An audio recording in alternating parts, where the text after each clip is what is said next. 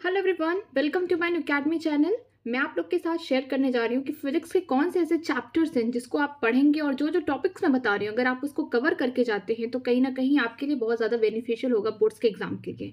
तो मैं जो जो आपको चैप्टर बताऊंगी और हर एक चैप्टर से मैंने इंपॉर्टेंट टॉपिक्स निकाल के रखे हैं। अगर आप इस पे क्वेश्चन प्रैक्टिस करते हैं, फॉर्मूला देख लेते हैं या फिर डेरिवेशन करते हैं तो आपको कहीं ना कहीं इसका ज़रूर बेनिफिट मिलेगा। आपको एमसीक्यू टाइप के क्वेश्चन में इसका आंसर मिल सकता है या केस स्टडी या जो बड़े लॉन्ग क्वेश्चन होते हैं उनमें भी आप इसको देख सकते हैं। तो कहीं ना कहीं जितने भी चैप्टर के मैंने टॉपिक्स कवर कर रही हूँ मैं ये वो आपके लिए बहुत ज़्यादा बेनिफिशियल होगा। क्वेश्चन यहीं से आएगा ही, मैं 100% गारंटी देके कह सकती हूँ कि जो जो टॉपिक मैं बता रही हूँ अगर आप उस चैप्टर के उस टॉपिक को 100% करके जा रहे हैं क्यूरेसी के साथ तो कहीं ना कहीं आपके क्वेश्चन इसी के आसपास से आएंगे।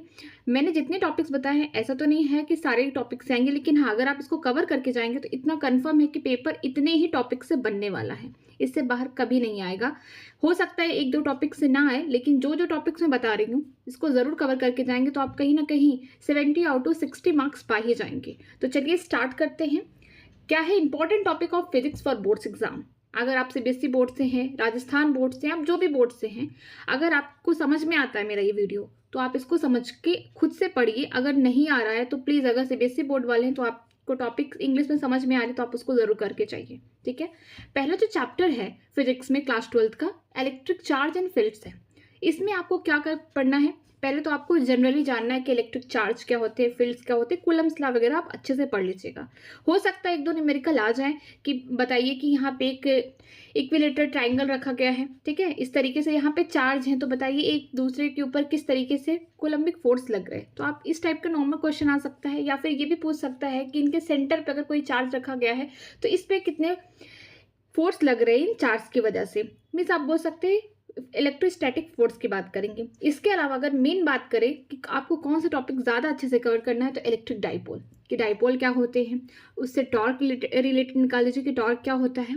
Electric field due to dipole कि एक्सियल है, अगर डाइपोल को आप एक्सियल पोजीशन पर रख रहे हैं, इक्वेटोरियल पोजीशन पर रख रहे हैं तो, और किसी भी इलेक्ट्रिक फील्ड में कहीं भी रख रहे हैं तो उसके अकॉर्डिंग क्या ही डाइपोल मूवमेंट आएगा आप वो निकालेंगे। ठीक है, आप देखेंगे एप्लीकेशन ऑफ गॉस लॉ, आपको इलेक्ट्रिक फ्लक्स आना चाहिए। जो जो एप्लीकेशन है कि सॉलिड है या हॉलो है कंडक्टर तो उसमें किस तरीके से इलेक्ट्रिक फील्ड होगा, आउटसाइड होगा, सरफेस पे कितना होगा, इनसाइड द कंडक्टर कितना होगा, आप इसको जरूर करके चाहिए विद ग्राफ्स। ठीक है, नेक्स्ट चैप्टर है इलेक्ट्रोस्टैटिक पोटेंशियल एंड कैपेसिटेंस। इसमें क्या होगा, आपको पोटेंशियल सही लग रहा है तो आपको सबसे पहले इलेक्ट्रिक पोटेंशियल आना चाहिए। ठीक है, और electric potential due to dipole ये आना चाहिए। एक्सियल में क्या है, इक्वेटोरियल में तो ऐसे जीरो होता है, बट ये सब कुछ आपको देख के जाना है अच्छे से। ठीक है, फिर potential energy of the system of the charges, किस तरीके से, अगर यहाँ पे मान लीजिए कि स्क्वायर है, ठीक है, यहाँ पे चार्ज है, यहाँ पे चार्ज है, यहाँ पे बीच में कोई चार्ज रख दिया गया कैपिटल क्यू, तो इस पे कितना पोटेंशियल एनर्जी लगेगा सब चार्ज की वजह से, सिस्टम ऑफ चार्जेस देखना है। नॉर्मली आपको देख के भी जाना है कि जो किस तरीके से हम डाइपोल अगर रखा गया इलेक्ट्रिक फील्ड में तो वहाँ पे वर्क डन कैसे निकाले जाते हैं, आप उसको भी जरूर देख लीजिएगा।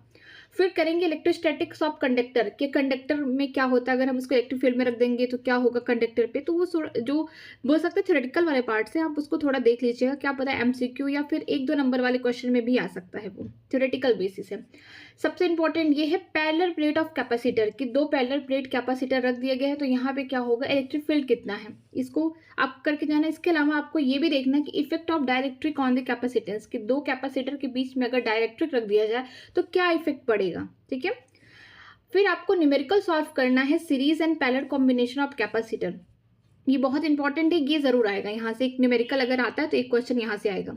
सबसे खास बात ये है कि रजिस्टर और कैपेसिटेंस में सब उल्टा हो जाता है। हम रजिस्टर में जानते हैं कि अगर सीरीज में है तो आपको R1 प्लस R2 प्लस जितना दिया है आप वो करेंगे, लेकिन पैरेलल में क्या होगा, 1/R equivalent equal to 1/R1 plus 1/R2 इस तरीके का रहता है। ठीक है, लेकिन कैपेसिटर में क्या होगा कि अगर आपको कैपेसिटर सीरीज में है तो 1/C इक्विवेलेंट, यहाँ पे जो आपने रजिस्टर पैरेलल वाला फॉर्मूला यूज किया यहाँ पे उल्टा हो जाएगा, यहाँ पे इसमें आप सीरीज वाला यूज करेंगे।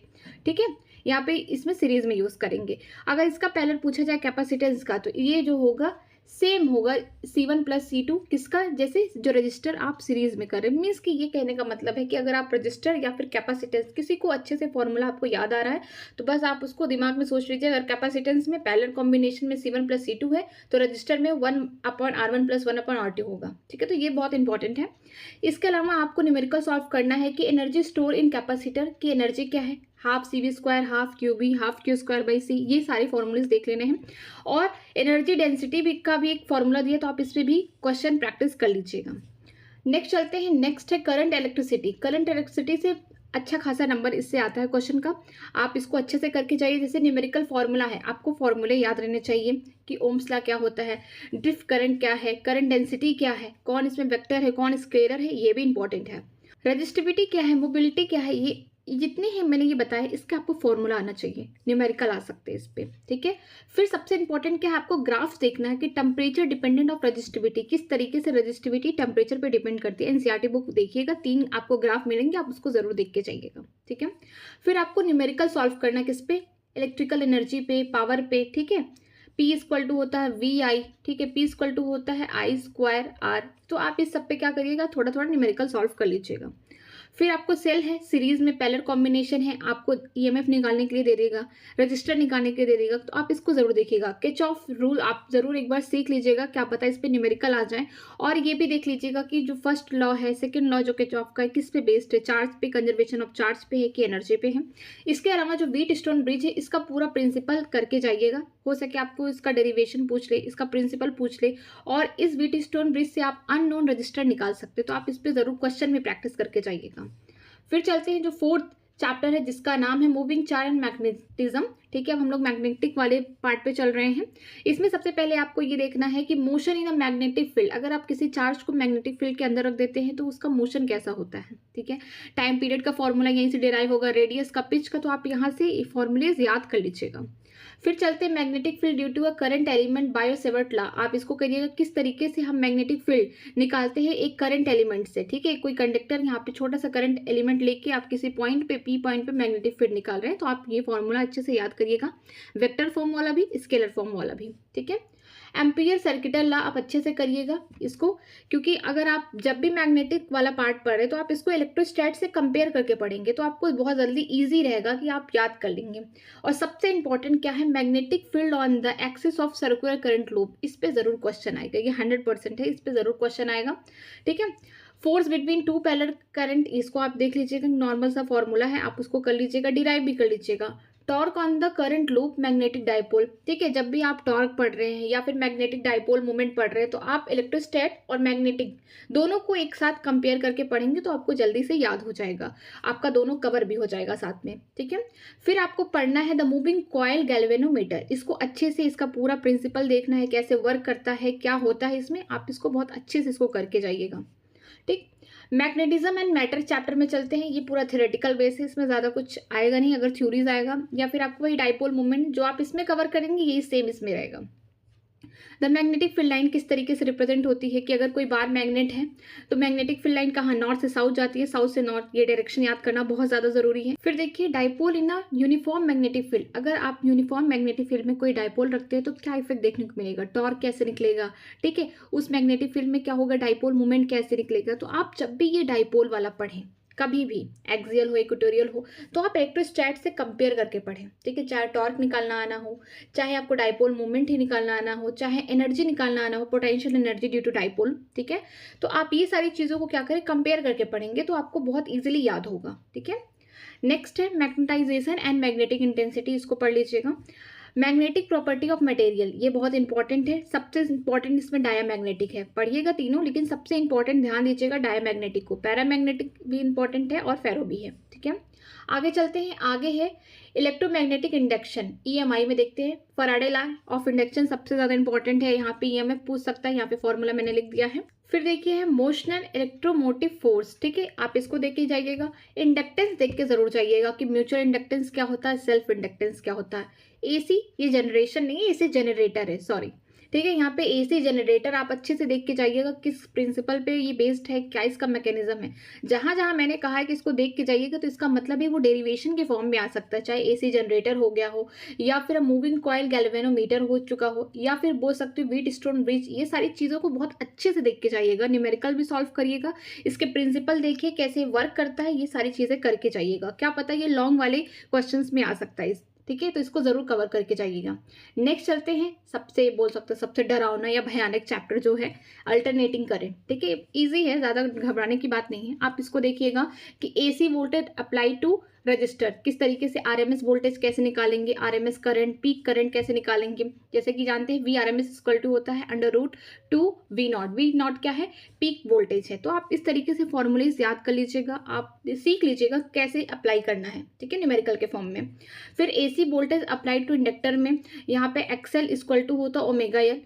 AC voltage applied to the capacitor X is equal to 1/ओमेगा से, ये बहुत इंपॉर्टेंट है, ये इसको जरूर देख के जाइएगा। AC voltage applied to series LCR, एक न्यूमेरिकल फिक्स है, 100% फिक्स है कि LCR सीरीज से आने वाला है, ठीक है। इसके अलावा रेजोनेंस आप देखिएगा कि XL बराबर XC, मीन जो AC वोल्टेज अप्लाइड किया गया इंडक्टर पे वो किसके बराबर है, AC voltage applied to capacitor. यहाँ से भी एक न्यूमेरिकल आने के 100% चांसेस हैं, ठीक है। फिर आपको निकालना आना चाहिए कि पावर AC सर्किट में किस तरीके से पावर का डिस्ट्रीब्यूशन होता है, पावर फैक्टर क्या होते हैं, और सबसे खास बात एक न्यूमेरिकल या बोल सकते हैं प्रिंसिपल भी आ सकता है, आप इसको पूरा डेरिवेशन के साथ पूरा देख के जाइएगा कि ट्रांसफार्मर क्या होते हैं, इसका डेरिवेशन करके जाइएगा। ये किस प्रिंसिपल पे हैं बेस्ड, ये होते हैं म्यूचुअल इंडक्शन पे, ठीक है। आप नंबर ऑफ टर्न्स देख लीजिए, उसका रेशियो क्या है, ठीक है, कि किस पे डिपेंड कर रहा है। यहाँ पे प्राइमरी सेकेंडरी कॉइल होते हैं, तो आप उसको अच्छे से देख के जाइएगा, न्यूमेरिकल उसको सॉल्व करके जाइएगा, ठीक है। फिर थोड़ा सा यूजेस हैं, एडी करंट को किस तरीके से हम कम कर सकते हैं, या फिर हिस्टैरिसीस क्या है, ये ट्रांसफार्मर में थोड़ा सा थ्योरेटिकल वाला पार्ट है, तो इसको भी देख के जाइएगा। आगे देखते हैं इलेक्ट्रोमैग्नेटिक वेव, EM वेव में आपको सबसे इंपॉर्टेंट जो है वो है डिस्प्लेसमेंट करंट, यहाँ पे देखिए फॉर्मूला लिखा गया है। फिर नेचर ऑफ EM वेव, इस तरीके से जो फॉर्मूले दिए गए यहाँ से एक न्यूमेरिकल आने के 100% चांस है, चाहे यहाँ से आए चाहे यहाँ से आए, ये फॉर्मूले दोनों जरूर देख लीजिएगा। फिर आप देखिएगा इलेक्ट्रोमैग्नेटिक स्पेक्ट्रम क्या है, इसको अच्छे से देखिए, उसकी फ्रिक्वेंसी का बोल सकते हैं कि इंक्रीजिंग या डिक्रीजिंग ऑर्डर याद कर लीजिएगा। अगर फ्रिक्वेंसी का याद हो जाएगा तो उसका अपोजिट क्या होगा, वेवलेंथ का। यूजेस क्या है, जो भी वेव हैं उनका एक बार देख लीजिएगा इसको, ठीक है। आप चलते हैं जो सबसे मेजर, जहां से ज़्यादा क्वेश्चन आते हैं या फिर ज़्यादा नंबर के क्वेश्चन आते हैं, वो है ray optics. Ray optics and optical instrument बहुत इंपॉर्टेंट है। आपको मिरर फॉर्मूला आना चाहिए, मैग्निफिकेशन, ये सब न्यूमेरिकल में पूछ सकता है। लेंस फॉर्मूला हो गया, मैग्निफिकेशन याद रखिएगा कि साइन का बहुत इंपॉर्टेंट है कि आप माइनस कहाँ लगाना, आपको प्लस कहाँ लगाना, आप इसको जरूर देख के जाइएगा और प्रैक्टिस करके जाइएगा 1-2 क्वेश्चन, ताकि आपको याद रहे कि हाँ आपको साइन कन्वेंशन कैसे लेना है। इसके अलावा आपको रिफ्रैक्शन में सबसे इंपॉर्टेंट है स्नेल लॉ। अगर TIR आता है मीन्स टोटल इंटरनल रिफ्लेक्शन आता है, तो इसका डेरिवेशन देख लीजिएगा किस तरीके से। इसका जैसे कुछ एप्लीकेशन है, जैसे कि बोल सकते हैं ऑप्टिकल फाइबर है, कहाँ यूज होते हैं, किस तरीके से इसका काम है, उसको देख लीजिएगा थ्योरेटिकल पार्ट में। Refraction at spherical surface by lenses, ठीक है, आप रिफ्लेक्शन देख लीजिएगा किस तरीके से हो रहा है रिफ्रैक्शन, ठीक है। पावर ऑफ लेंसेज निकालना आना चाहिए, किस तरीके से क्या है, फोकल लेंथ का ही इन्वर्सली प्रोपोर्शन होता है पावर, तो आप इसको आराम से देख के अच्छे से जाइएगा। क्वेश्चन 100% आने के चांस यहाँ से। Combination of thin lenses in contact, 2 lens को एक साथ कॉन्टैक्ट में रख दिया जाए इस तरीके से, ठीक है, या फिर इस तरीके से, ठीक है, तो क्या होगा, ये सारी चीजें आपको देख लेना है कि फोकल लेंथ पूछ रहा है कि पावर पूछ रहा है कॉम्बिनेशन में, तो आप इस पे प्रैक्टिस जरूर करके जाइएगा, ठीक है। रिफ्रैक्शन थ्रू प्रिज्म, यहाँ से एक क्वेश्चन आना 100% है, किस तरीके से प्रिज्म से हम रिफ्रैक्शन कराते हैं तो क्या होता है, तो इसको जरूर देख लीजिएगा। माइक्रोस्कोप में 2 है, सिंपल कंपाउंड, 100% चांस ये है कि कंपाउंड वाले से क्वेश्चन आए। इसके अलावा आप टेलीस्कोप को देख के जाइएगा। सिंपल का तो आप नॉर्मली फॉर्मूला याद कर लीजिएगा, लेकिन कंपाउंड माइक्रोस्कोप को बिल्कुल मत छोड़िएगा, कैसे होता है, क्या प्रिंसिपल है, क्या मैकेनिज्म, पूरा देख लीजिएगा, और टेलीस्कोप को भी देख लीजिएगा। तो मैं जहां जहां आपको बता रही हूँ कि जो इंपॉर्टेंट है, तो इसका मतलब वो इंपॉर्टेंट है, वहां से आना ही आना है, ठीक है। अगर मैं बोल रही हूँ कि यहाँ से नहीं आ सकता, लेकिन आपको कहीं ना कहीं आपको ये आना चाहिए कि पावर कैसे निकाला जाता है लेंस में। अगर यहाँ से नहीं आया तो यहाँ पे जब कॉम्बिनेशन ऑफ 2 लेंसेज को एक साथ कॉन्टैक्ट में पूछ लिया जाएगा, तो पूछ सकता है आपसे पावर क्या होगा। आपको मान लीजिए फोकल लेंथ निकालना आ गया, तो आप पावर निकालेंगे कैसे, वो इंपॉर्टेंट है। तो आप जो छोटे छोटे टॉपिक्स है उसको भी मत स्किप करिएगा। मैं अगर कुछ बता रही हूँ तो इसका मतलब है कहीं ना कहीं इससे ये लिंक है, तो आप इसको भी कवर करके जाइएगा। अब चलते हैं वेव ऑप्टिक्स में। वेव ऑप्टिक्स में आपको इंटरफेरेंस, डिफ्रैक्शन, ये सबका क्या, पोलराइजेशन, ये सबका क्या आपको डिफिनेशन आना चाहिए जनरली, ठीक है। फिर हाइगन प्रिंसिपल देखेंगे कि रिफ्लेक्शन ऑफ प्लेन वेव से क्या होगा, ये देखना, वहाँ पे रेशियो दिया होगा वेवलेंथ और बोल सकते हैं कि वेलोसिटी में, तो आप उसको जरूर देख के जाइएगा। फिर refraction of a plane wave rare medium में कैसा है, डेंसर में क्या, उसको देख लीजिएगा, ये जरूर करके जाइएगा। यहाँ से पक्का है कि क्वेश्चन आएगा ही आएगा, ठीक है। Interference of light waves and Young's experiment, कि यंग स्लिट क्या है, डबल स्लिट मोड क्या है, आप इसको जरूर करके जाइएगा, यहाँ से आएगा। पोलराइजेशन देख लीजिएगा, स्पेशली मैलस लॉ देख लीजिएगा, ब्रूस्टर लॉ भी देख लीजिएगा, ठीक है। मैलस लॉ पे क्या करना है, आपको क्वेश्चन प्रैक्टिस कर लेना है। इसके अलावा अब चलते हैं हम लोग मॉडर्न फिजिक्स की तरफ। सबसे इंपॉर्टेंट जो चैप्टर है dual nature of radiation and matter है। इसमें आपको देखना है फोटो इलेक्ट्रिक इफेक्ट क्या है, किस पे बेस्ड है, ठीक है। आपको ग्राफ देखने हैं, किस में देखने हैं graph, effect of intensity of incident radiation. अगर इफेक्ट क्या होगा इंटेंसिटी का, इंटेंसिटी बढ़ेगी कि कांस्टेंट रहेगी इंसिडेंट रेडिएशन से या फिर लाइट से, ठीक है। Effect of potential of the photo electric current, ये देखना है। सबसे इंपॉर्टेंट ग्राफ इसका होगा effect of frequency of incident radiation on stopping potential. यहाँ से न्यूमेरिकल आने के भी चांसेस, या फिर आपको ये भी पूछ सकता है कि ग्राफ देख के बताइए कि किसका स्टॉपिंग पोटेंशियल ज़्यादा है, किसका कम है। तो इसका बहुत इंपॉर्टेंट है, इसको ग्राफ एकदम अच्छे से आप एनालिसिस करके जाइए कि कैसे यहाँ पे देखा जाता है, ठीक है। फिर चलते अगर न्यूमेरिकल आना रहेगा तो आइंस्टाइन फोटोइलेक्ट्रिक इक्वेशन जो है एनर्जी या फिर क्वांटम ऑफ द रेडिएशन है, आपको ये फॉर्मूला आना चाहिए। Energy equal to H nu हो गया, या फिर एच सी अपॉन लेमडा, इसको याद कर लीजिएगा। काइनेटिक एनर्जी है equal to H nu minus work function हो गया, इसको याद कर लीजिएगा इस तरीके से। और हाँ, एक रिलेशन और है काइनेटिक एनर्जी और स्टॉपिंग पोटेंशियल का। काइनेटिक एनर्जी इक्वल टू ई, या फिर आप बोल सकते हैं यहाँ पे चार्ज हो गया, यहाँ पे मैंने इलेक्ट्रॉन लिया, यहाँ चार्ज भी जो भी दिया होगा वो रखिएगा, और यहाँ पे क्या है स्टॉपिंग पोटेंशियल निकाल लीजिएगा। तो ये जितने भी फॉर्मूले लिखे हैं इस पे जरूर न्यूमेरिकल प्रैक्टिस करके जाना है, आने वाला है यहाँ से एक क्वेश्चन, ठीक है। आगे देखिए particle nature of light the photon. Photon के बारे में आपको ये बोल सकते हैं एमसीक्यू टाइप का क्वेश्चन आ सकता है, तो आप जनरली फोटान के जो भी फीचर्स दिए गए हैं आप उसको देखिएगा, ठीक है। वेव नेचर ऑफ मैटर, यहाँ पे डी ब्रॉगली क्वेश्चन 100% आना है कि उन्होंने इक्वेशन बताया था, उनका जो एक फॉर्मूला है एक सिंपल सा कि lambda equal to H upon P. यहाँ पे वेवलेंथ है, ये पी क्या है मोमेंटम है, एच क्या है प्लैंक कांस्टेंट है, ठीक है। तो इसका जो और भी फॉर्मूले जो बन सकते हैं, एच अपॉन एम भी हो गया, ठीक है, मोमेंटम की जगह H upon under root M, यहाँ पे kinetic energy 2m kinetic energy ये है। इस पे आप क्या करिए न्यूमेरिकल कर लीजिएगा। इसके अलावा lambda equal to C upon nu, ये फॉर्मूला सबको पता है कि लेमडा क्या है वेवलेंथ है, सी क्या है बोल सकते हैं लाइट, लाइट की क्या है स्पीड ऑफ लाइट है, ठीक है। और जो न्यू है ये क्या है फ्रीक्वेंसी, इनका रिलेशन हो गया वैसे भी। और डी ब्रॉगली के अकॉर्डिंग क्या है lambda equal to H upon P, तो हो सकता है आपको ये तो कांस्टेंट है ये दिया हो और फ्रीक्वेंसी दिया हो, ठीक है। तो आपसे पूछ सकता है कि मोमेंटम क्या है, लाइट की आपको पता है कि वैल्यू क्या है कांस्टेंट 3 × 10⁸ मीटर पर सेकेंड, ठीक है। तो आप इसको कर सकते हैं। इसके अलावा हाँ एक क्वेश्चन और भी देता है, इसका कहीं फॉर्मूला नहीं दिया है, अगर आप क्वेश्चन सॉल्व करते होंगे जब आप एनसीईआरटी पढ़ते होंगे तो ये पूछा होगा नंबर ऑफ फोटान इमिटेड पर सेकेंड, कितने नंबर ऑफ फोटान निकलेंगे हर एक सेकंड में। तो आपका इसका फॉर्मूला क्या है पावर अपॉन एनर्जी, ठीक है। हो सके क्वेश्चन में पावर दे दिया हो इतने वाट का इमिट हो रहा है, ठीक है। एनर्जी के लिए क्या पता आपको दे दिया हो फ्रीक्वेंसी, ठीक है। तो आप यहाँ से एनर्जी निकाल सकते हैं E equal to H nu से, ठीक। पावर है तो पावर डिवाइड कर देंगे एनर्जी से, तो यहाँ पे नंबर ऑफ फोटान इमिटेड पर सेकेंड निकल जाएगा। आगे चलते हैं एटम्स पे। एटम्स में सबसे इंपॉर्टेंट यही है कि आपको इसमें रिलेशंस याद करने पड़ेंगे, आप इसको लिख लिख के याद करिए। जैसे रदरफोर्ड न्यूक्लियर मॉडल देख लीजिएगा कैसे उन्होंने काम किया है, ये बहुत जनरली आपको अगर यहाँ से पूछेगा तो आपको थ्योरेटिकल बेस पूछेगा, यहाँ से न्यूमेरिकल नहीं आएगा। लेकिन न्यूमेरिकल आएगा electric orbits, kinetic energy, total energy, potential energy का रिलेशन क्या है, ठीक है। एटॉमिक स्पेक्ट्रम देख लीजिएगा। यहाँ पे Bohr's model of hydrogen atom का बहुत इंपॉर्टेंट रोल है, यहाँ से क्वेश्चन 100% आएंगे। जो बोर्स मॉडल है उनका जो पोस्टुलेट दिया गया है आप उसको देख लीजिएगा, ठीक है। न्यूमेरिकल सॉल्व कर लीजिएगा कि बोर्स मॉडल जो दिए हैं रेडियस का, एनर्जी का, ठीक है, उसको अच्छे से कर लीजिएगा। इसके अलावा हम जानते हैं कि यहाँ पे न्यू इक्वल टू ये फ्रीक्वेंसी है, यहाँ पे स्पीड है या लाइट की हो सकती है, या स्पीड किसी भी ऑब्जेक्ट भी हो सकती है यहाँ पे, अपॉन लेमडा। और ये वाला जो है डी ब्रॉगली का है, थोड़ा सा इसको मॉडिफाइड कर दिया गया एटम वाले चैप्टर में। तो यहाँ पे लेमडा इक्वल टू होता है H upon P, de Broglie ने दिया था। तो यहाँ पे क्या होगा, अगर कोई एटम या फिर कोई बोल सकते हैं इलेक्ट्रॉन अपने ऑर्बिट में क्या कर रहा है घूम रहा है, चक्कर लगा रहा है, तो इसका मतलब पूरा डिस्टेंस कितना कवर कर रहा है सर्कमफेरेंस के बराबर, तो 2πr, ये क्या हो गया इसको बोल सकते हैं लेमडा, ठीक है। जो वेवलेंथ होगी 2πr इक्वल टू लेमडा कर दिया गया है, और एन कितने नंबर ऑफ उसने कितनी बार चक्कर लगाया है, एच अपॉन एम बी क्या है वही मोमेंटम है। तो यहाँ पे लेमडा इक्वल टू हो जाएगा एच अपॉन पी। लेमडा की जगह आप लिख देंगे 2πrn, ठीक है। उसने पूरा इतना सर्कमफ्रेंस पे चक्कर लगाया है, इक्वल टू एन कितनी बार लगाया है एच, और पी की जगह आप एम बी लिख सकते हैं, ठीक है। जिस टाइप का आपको जो भी दिया हो क्वेश्चन में आप उसको एक जगह पहले लिखिए कि किस किस चीज़ की वैल्यू दी गई है। आप थोड़ा सा उसमें अगर देखेंगे तो फॉर्मूला भी डिराइव कर सकते हैं और उसका आंसर भी इजीली ला देंगे। तो आप कोई भी फॉर्मूला स्किप मत करिएगा, सारे फॉर्मूलेज को देख के जाइएगा। अगर किसी का किसी के साथ रिलेशन है तो वो भी ज़रूर देख के जाइएगा, ठीक है। नेक्स्ट चलते हैं न्यूक्लियाई चैप्टर में। तो आपको साइज ऑफ न्यूक्लियस आना चाहिए कि 1 फर्मी के बराबर है, साइज ऑफ एटम आना चाहिए 1 एंगस्ट्रॉम के बराबर है, तो इसको देख लीजिएगा। फिर एक न्यूमेरिकल सॉल्व कर लीजिएगा, r equal to r naught a की पावर 1/3, ठीक है। तो ये क्या है, एटॉमिक मास है। फिर आपको देखना है mass energy relationship E=mc², Einstein ने दिया था, यहाँ पे जरूर देखना है, ठीक है। न्यूक्लियर बाइंडिंग एनर्जी आपको निकालना आना चाहिए, फॉर्मूला देख लीजिए, और ग्राफ जो दिया है एटॉमिक मासेस का कि फिजन होगा कि फ्यूजन होगा, ये ग्राफ जरूर देख लीजिएगा।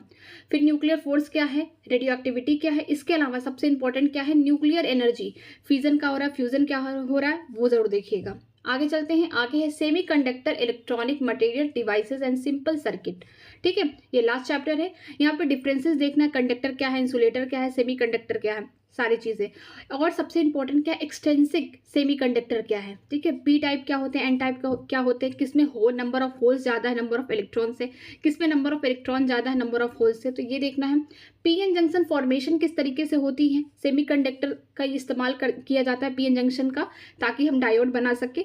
तो फॉरवर्ड बायसेस क्या है, रिवर्स क्या है, इसको जरूर देखिएगा। ग्राफ क्या है, वीआई में वोल्टेज और करंट के बीच में पीएन जंक्शन डायोड का, तो ये इंपॉर्टेंट है, ये ग्राफ इंपॉर्टेंट है। और फॉरवर्ड और रिवर्स बायसेस ये बहुत इंपॉर्टेंट है।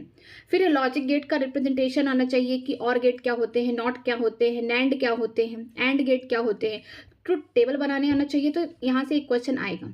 तो जितना मैंने टॉपिक्स अब तक बताया है सब आप करके जाएंगे तो आपको कहीं ना कहीं लॉन्ग आंसर, शॉर्ट आंसर या 1-2 नंबर वाले क्वेश्चन में आपको ज़रूर देखने को मिलेंगे, ठीक है।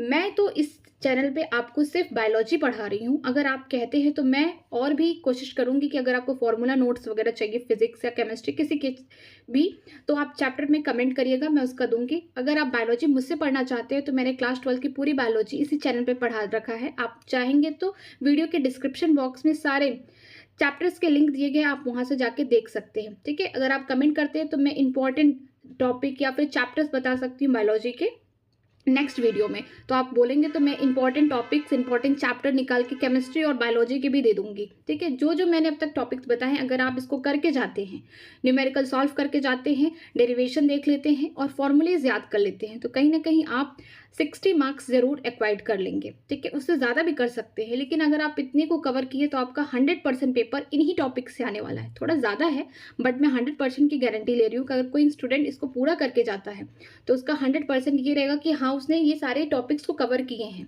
एग्जाम में कर पाए या ना कर पाए वो अलग बात है, प्रेशर थोड़ा ज़्यादा रहता है एग्जाम टाइम, अगर लेकिन उसने अच्छे से पढ़ा है, वो सब कुछ हैंडल कर लिया, तो कहीं ना कहीं ये ज़रूर करके जाएगा। मैं पूरी गारंटी दे रही हूँ कि आप अगर जितनी भी मैंने टॉपिक्स जितने भी चैप्टर के बताए हैं आप उसको जरूर करके जाइए। वेटेज के अकॉर्डिंग मैं चैप्टर बता दे रही हूँ कि सबसे ज्यादा इसमें आप कैपेसिटर वाला देख लीजिएगा, एनर्जी, ठीक है। करंट इलेक्ट्रिसिटी में आपको ये यहाँ से फॉर्मूले जरूर देख लीजिएगा। इसके अलावा किरचॉफ रूल क्या है, व्हीटस्टोन ब्रिज क्या है, ये टेम्परेचर डिपेंडेंट रजिस्टिविटी, यहाँ से क्वेश्चन आएंगे, ठीक है। इसमें आपको देखना है कि जो मोशन ऑफ मैग्नेटिक चार्ज है, रेडियस हो गया, पिच हो गया, टाइम पीरियड क्या है, यहाँ से क्वेश्चन आएंगे। मैग्नेटिक जो फील्ड है on axis of circular current loop, ये जरूर करके जाइएगा, ठीक है। मूविंग कॉइल गैल्वेनोमीटर हो गया, टॉर्क और ये मैग्नेटिक डाइपोल, जब भी आप पढ़ें मैग्नेटिक फील्ड का तो इलेक्ट्रोस्टैट के साथ कंपेयर करके पढ़े तो दोनों ही याद हो जाएंगे आपको। मैग्नेटिज्म और मैटर में आपको करके जाना है कि मैग्नेटाइजेशन क्या है, मैग्नेटिक इंटेंसिटी क्या है, डायामैग्नेटिक की प्रॉपर्टी क्या है, आप ये करके जाइए। ईएमआई में करके जाना है, फराडे लॉ क्या है इंडक्शन का, ठीक। इंडक्टेंस देख के जाइए, स्पेशली म्यूचुअल इंडक्टेंस देख के जाइएगा, सेल्फ भी करके जाइएगा ये भी। फिर एसी जनरेटर करके जाइए पूरी तरीके से अच्छे से न्यूमेरिकल के साथ, ठीक है। अल्टरनेटिंग करंट में आपको सबसे ज्यादा आना चाहिए कि AC voltage apply to series LCR circuit, यहाँ से न्यूमेरिकल 100% आएंगे। रेजोनेंस देख के जाइएगा, पावर क्या है इसको करके जाइएगा, ट्रांसफार्मर का प्रिंसिपल क्या है इसको देखिएगा, और एडी करंट क्या है इसको जरूर देख के जाइएगा, ठीक है। ये सारी चीजें कवर करिएगा। ईएम वेव में आपको डिस्प्लेसमेंट करंट कि नेचर ऑफ ईएम वेव, यहाँ से एक न्यूमेरिकल 100% आएंगे, ये दोनों टॉपिक को मिला के, ठीक है। इलेक्ट्रोमैग्नेटिक स्पेक्ट्रम क्या है, फ्रीक्वेंसी या फिर वेवलेंथ, किसी का ऑर्डर आप असेंडिंग या डिसेंडिंग याद कर लीजिएगा, आप वहाँ पे सोच लेंगे, ठीक है।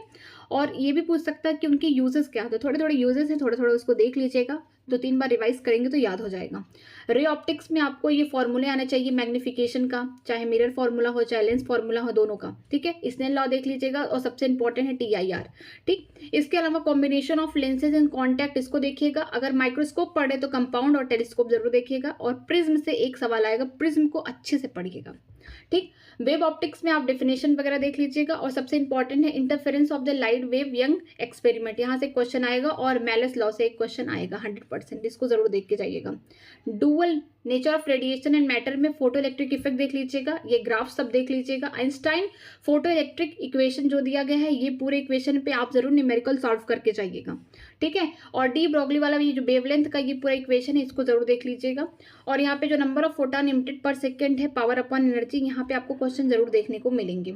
एटम में आपको देखना है सबसे ज्यादा इलेक्ट्रॉनिक ऑर्बिट क्या है, ठीक। Bohr's model of hydrogen spectrum है, न्यूमेरिकल आप सॉल्व कर लीजिएगा रेडियस एनर्जी पे इस पे, और इस जो फॉर्मूले मैंने यहाँ लिखे इस पे जरूर देख लीजिएगा, ठीक है। न्यूक्लियाई में आपको इस पे न्यूमेरिकल सॉल्व कर लेना है। मास एनर्जी रिलेशनशिप है, इस पे कर लेना है। बाइंडिंग एनर्जी क्या होती है, लेकिन ग्राफ को इंपॉर्टेंटली देखना है आपको, ठीक है। न्यूक्लियर एनर्जी, फिजन और फ्यूजन को जरूर देखिएगा। रेडियो एक्टिविटी भी देख लीजिएगा, लेकिन इन सबको छोड़ना नहीं है। जो मैं अभी दोबारा रिपीट कर रही हूँ ना, इसको ये है कि मतलब आप पहले इन टॉपिक्स को कवर करिएगा, फिर जो मैंने और लिखे उनको कवर करिएगा, ठीक है। Semiconductor, electronic material end devices, simple circuit में आपको एक्सटेंसिक सेमीकंडक्टर आना चाहिए, पी टाइप एन टाइप, ठीक है। पीएन जंक्शन बनाने आना चाहिए, ठीक है। फॉरवर्ड बायसेस क्या है, रिवर्स क्या, आपको ग्राफ आना चाहिए VI of PN junction diode का, मीन्स की वोल्टेज और करंट पे, कि फॉरवर्ड में कैसे होंगे, रिवर्स बायसेप्स में कैसे होंगे, जरूर से करिएगा। लॉजिक गेट का क्या रिप्रेजेंटेशन है, ट्रुथ टेबल, ये जरूर देख के जाइएगा, ठीक है। सारे टॉपिक्स मैंने बता दिए हैं, अगर आप इसको करके जाते हैं तो कहीं ना कहीं आपको चाहे शॉर्ट क्वेश्चन हो चाहे लॉन्ग क्वेश्चन हो, सारे आंसर मिल जाएंगे, ठीक है। अगर वीडियो अच्छी लगी हो तो प्लीज़ लाइक करिएगा वीडियो को, हो सके अपने फ्रेंड को भी शेयर करिएगा, और चैनल सब्सक्राइब करना मत भूलिएगा। अगर आप कहेंगे कमेंट सेक्शन में कमेंट करेंगे कि आपको मैं केमिस्ट्री और बायोलॉजी के भी इसी तरीके से चैप्टर वाइज टॉपिक वाइज सारी चीज़ें बताऊँ, तो प्लीज़ कमेंट करिए, मैं उसके लिए भी फिर से नेक्स्ट वीडियो बनाऊँगी, ठीक है। अगर बायोलॉजी मुझसे पढ़ना चाहते हैं तो मैं यहाँ पे वीडियो के डिस्क्रिप्शन बॉक्स में लिंक डाल दूंगी, जो जो चैप्टर मैंने पढ़ा रखे, वैसे मैंने सारे चैप्टर पढ़ा रखे हैं 12th के, तो आप जब चाहें तब देख सकते हैं। इसी चैनल पे आपको सारे वीडियोस मिल जाएंगे, ठीक है। आज के लिए इतना ही, थैंक यू वेरी मच। पढ़ाई आप लोग करते रहिए।